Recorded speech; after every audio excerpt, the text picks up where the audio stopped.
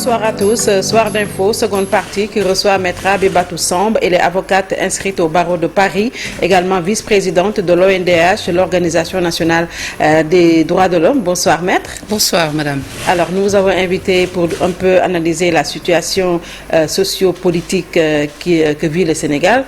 Situation très tendue, vous le savez, il y a eu des morts, il y a eu des casses, il y a eu plein de choses dans ce pays. Comment est-ce que l'ONDH analyse la situation actuelle?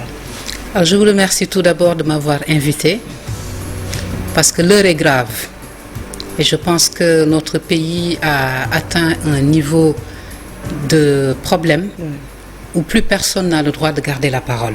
Nous devons tous parler. Vous me permettrez tout simplement de commencer par présenter mes condoléances aux familles des victimes. Il y en a eu beaucoup trop. Une seule personne, un seul décès, c'est déjà énorme. Présenter mes condoléances puisque nous sommes dans un pays essentiellement croyant. On prie tous pour que la paix revienne au Sénégal et aussi pour que les personnes qui sont blessées puissent être non seulement prises en charge comme il faut, mais aussi qu'elles puissent être soignées et qu'elles puissent se relever. En espérant, très honnêtement, que le décompte macabre qui s'est installé s'arrête au nombre qui a été annoncé.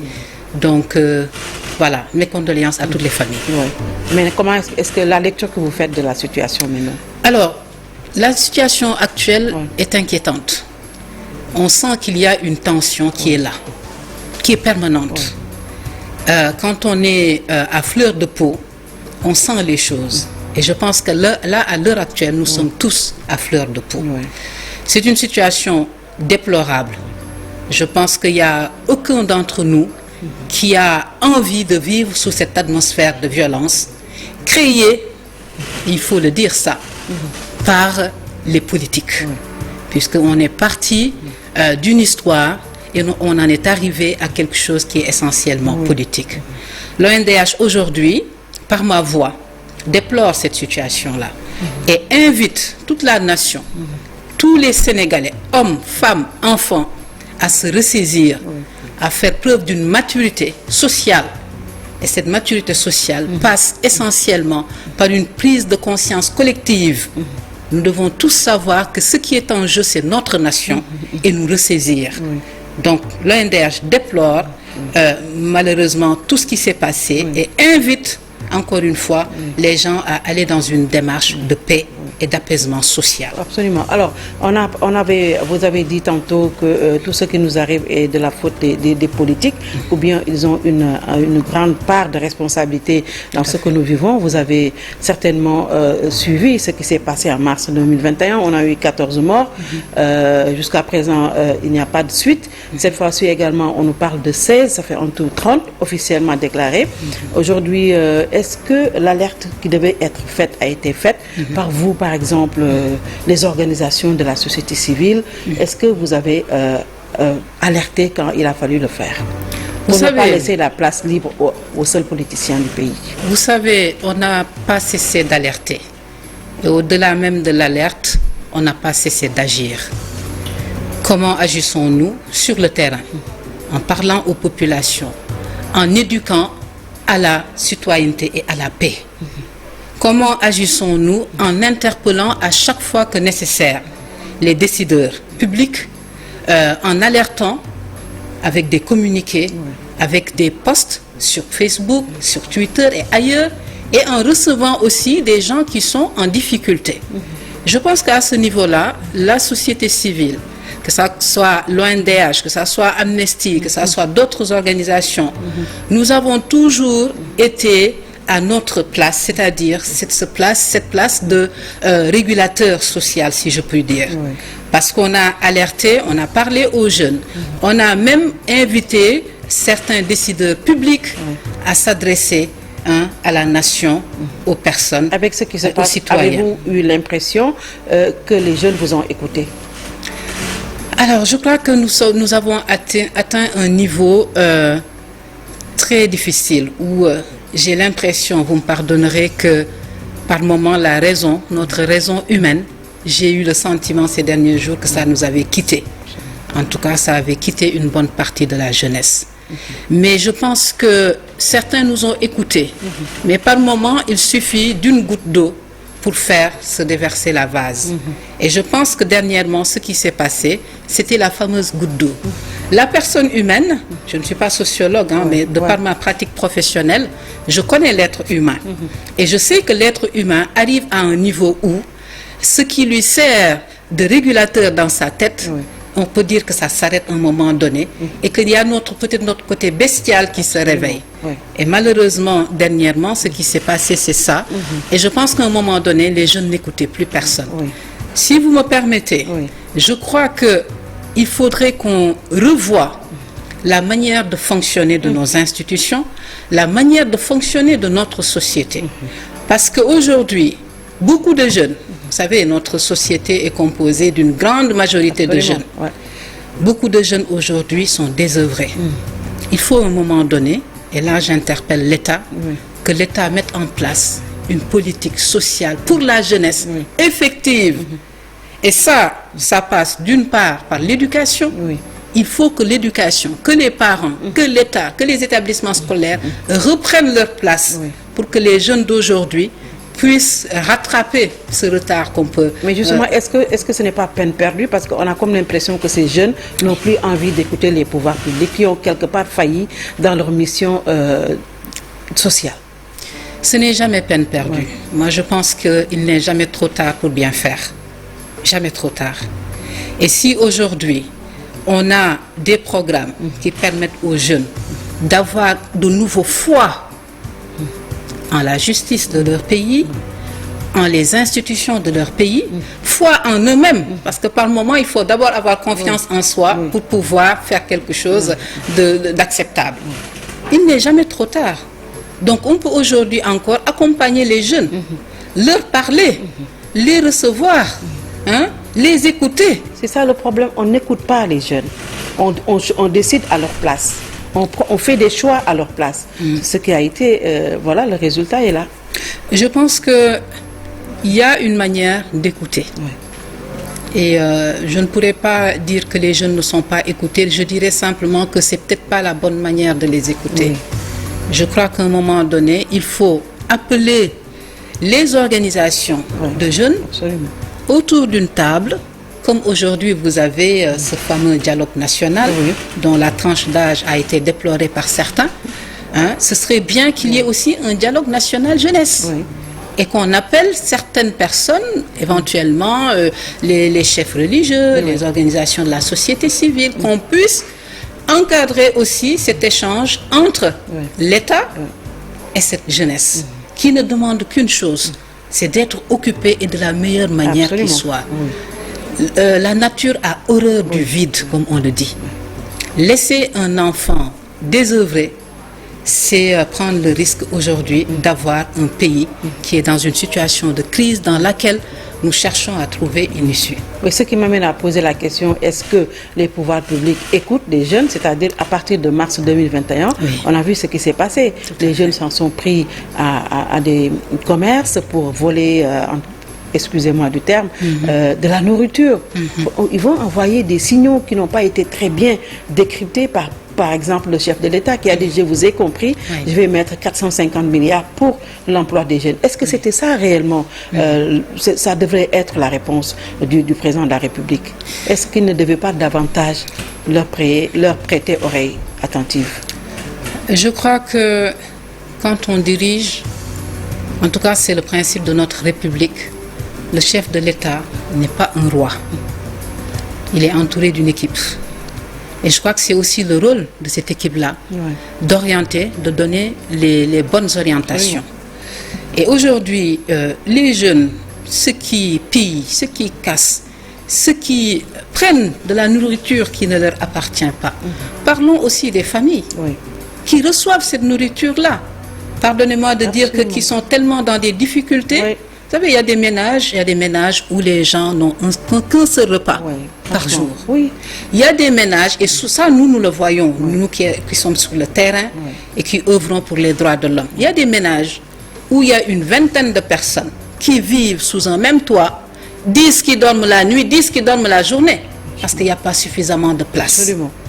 ces jeunes-là... C'est l'inéquité sociale qui pose problème. L'inéquité sociale. Et je crois qu'il est temps que l'on apprenne de nos erreurs. Absolument. Tout ce qui s'est passé jusque-là, c'est une succession et une somme d'erreurs. Ouais. Il faut que nous apprenions de nos erreurs. Oui. Comment apprendre de nos erreurs? Ces jeunes, encore une fois, ne demandent qu'à être écoutés. Oui. Mais, et ça a été dit aussi par l'autorité étatique. Oui. Il y a d'autres choses qui se mêlent à ce mouvement-là. Ça, on ne peut pas non plus, pardonnez-moi, c'est peut-être un jeu de mots, on ne peut pas l'occulter. C'est-à-dire d'autres choses. Qu'il y a manifestement ce qu'on appelle des forces occultes. Comme l'a dit le ministre de l'Intérieur. Comme l'a dit le ministre de l'Intérieur, auquel il appartient de renseigner le peuple, de nous expliquer ce que recouvre cette notion de force occulte. Il ne faut pas que ça soit un sac qu'on a mis ici ou dans lequel on met tous les déchets. Non. S'il y a des forces occultes, c'est aussi le rôle de l'État d'être ferme, de les saisir, de les intercepter avant qu'il ne soit trop tard. Je pense qu'il y a le feu. Je ne veux pas alarmer davantage, mais je crois que tout le monde est déjà suffisamment inquiet. Mais il y a le feu, mais est-ce que les politiques ou les politiciens l'ont compris? Parce qu'on a commencé déjà à dire que voilà, nous allons aller en dialogue politique. D'ici le 25, le président va se prononcer sur ce dialogue. Alors que le véritable problème, c'est comment vraiment apaiser la colère sociale. On a comme l'impression que les politiciens ne se soucient pas ou bien n'ont pas appris de ce qui s'est passé. Ils vont encore faire dans leur deal politique et après on va encore différer les problèmes et les solutions. Et on sait ce que ça coûte maintenant au pays. Vous savez, à partir du moment où nous-mêmes nous appelons au dialogue, je crois qu'il faut quand même retenir un côté positif dans ce fameux dialogue qui s'est ouvert, le dialogue national. C'est un côté positif parce que il y a différents acteurs politiques qui sont présents, à qui on a donné la parole. Moi, ce que je regrette, c'est qu'il manque une part très significative de notre jeunesse. Mais on ne peut pas dire... Et les femmes aussi. Et les femmes. Quand je dis jeunesse, cela inclut évidemment femmes, enfants, et aussi les chefs de famille, certains ayant un âge assez jeune. Mais je pense que c'est une première phase qu'il faut quand même saluer. C'est une manière pour le chef de l'État de dire « je vous écoute ». Et à l'issue de tout ça, je donnerai ma position. Reconnaissons quand même que c'est un pas. Maintenant, nous sommes critiques. La population est critique. Absolument. Elle regarde, elle juge. Ce sont des gens qui ont été élus par la population, qui ont un mandat. Donc on leur a confié quelque chose. À l'issue de ce mandat, ils devront rendre compte, nous dire ce que vous m'avez confié, voilà ce que j'en ai fait, voilà où nous en sommes. Et si je dois passer le témoin, voilà ce qui se situe dans ce fameux témoin que je passe. C'est une lourde responsabilité. Dialoguer, très bien, c'est en cours. On peut améliorer les choses et je pense que ça permettrait de calmer. Il faut améliorer ce dialogue. L'ouvrir davantage à la jeunesse. Je ne dirais pas les femmes parce que vous savez... On ne va pas être dans cette discrimination positive. Les femmes, lorsqu'elles occupent des postes à responsabilité, je crois qu'il y en a certaines comme la ministre de l'économie, qui est une dame très respectable, que j'apprécie énormément, qui est dans ce fameux dialogue et qui portera, je pense, la femme aussi, enfin la parole aussi bien des femmes. La ministre de la femme aussi. Qui la ministre de la femme.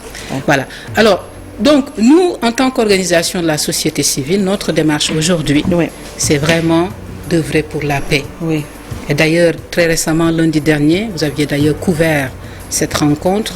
On s'est rencontrés pour créer ce qu'on a appelé SOSP. Il y a une dynamique qui est là. Non, c'est beaucoup. Il y a une vingtaine d'organisations de la société civile, dont l'ONG 3D, dont la autre. Voilà, donc on est plusieurs et nous sommes toujours dans ce processus-là qui est de voir sous quel angle nous allons amener les deux que l'on a désignés comme étant les deux protagonistes. On peut les amener à avoir un discours les deux qui protagonistes, c'est Ousmane Sonko et le président de la République. À l'heure actuelle, vu la situation, vous avez commencé les démarches Ah oui, les démarches ont été initiées au-delà de cette rencontre-là, nous sommes en train de mettre en place les termes de référence pour justement entrer en contact avec ces deux personnes-là, en espérant, parce que j'ai vu qu'il y avait encore des manifestations annoncées, demain, samedi. Les manifestations ont été interdites par le préfet de Dakar. Voilà, quand il y a une interdiction, moi, la femme de droit que je suis, j'ai tendance à dire ce qui n'est pas autorisé, ce qui est interdit, arrêtez, attendez, parce que le droit est là. Les manifestations du F24. Le droit est là, la justice est là. Et je voudrais profiter de ce plateau, de cette parole que vous me donnez, pour dire que la justice sénégalaise, elle est là. Il y a des magistrats, je n'aime pas... Beaucoup ne croient plus en cette justice, vous l'avez entendu, l'indépendance, l'impartialité, tout le monde en parle. Je n'aime pas entendre quand on remet en cause la probité, la conscience professionnelle des magistrats, surtout les magistrats du siège, ceux qui rendent les décisions. Le procureur, il est là pour la société. Il fait son travail aussi. Je pense qu'il faut aussi que l'on revienne en la foi à nos institutions. Elles sont là, elles sont présentes. Maintenant, sur le plan de la justice, il y a des lourdeurs qui sont là, qui sont surtout administratives. Il nous faudrait moderniser les choses. Mais il y a quand même des dossiers que l'on qu'on accélère aussi, des dossiers politiques. On a vu comment ça se passe. Même s'il y a des lenteurs, comme vous dites, il y en a qui sont accélérés. Vous savez, je pense que j'ai l'habitude de dire que le temps de la justice n'est pas le temps de la société. Absolument. Il y a certains dossiers qui peut-être, de par leur nature, exigent que l'on instruise un peu plus rapidement. Et j'en arrive justement à la situation des victimes. C'est ce que je voulais vous poser. Est-ce que vous pensez que pour cette fois encore, justice sera faite? Mars 2021, jusqu'à présent, la commission d'enquête annoncée par le ministre de la Justice des Forces armées, je pense, n'a toujours pas, on ne l'a pas vu en tout cas. 16 morts également. Est-ce que vous pensez sincèrement que pour ces 30 morts, que justice sera faite? J'ai espoir en la justice de mon pays et j'aurai espoir, je la regarderai avec beaucoup de respect tant qu'elle sera là et tant qu'on me dira qu'elle est en train de faire son travail. Jusqu'à preuve du contraire. Pour l'heure, nous avons le chef de l'État qui nous a indiqué pour les événements de mars 2021 qu'il y avait une enquête qui est en cours. Malheureusement, ces événements sont venus se rajouter à cette liste déjà trop longue de 14 morts. Espérons que pour tous ces événements, toutes ces victimes, justice sera faite et j'ai foi en la justice de mon pays. Et nous aurons, nous les organisations de la société civile, la possibilité, si ça n'avance pas, d'utiliser d'autres voies et moyens légaux pour obtenir justice pour ces victimes-là. Tout le monde veut que justice soit faite en tout cas. Merci beaucoup. Merci à vous de m'avoir invité. Merci. Vous êtes avocate inscrite au barreau de Paris, vice-présidente de l'Organisation nationale des droits de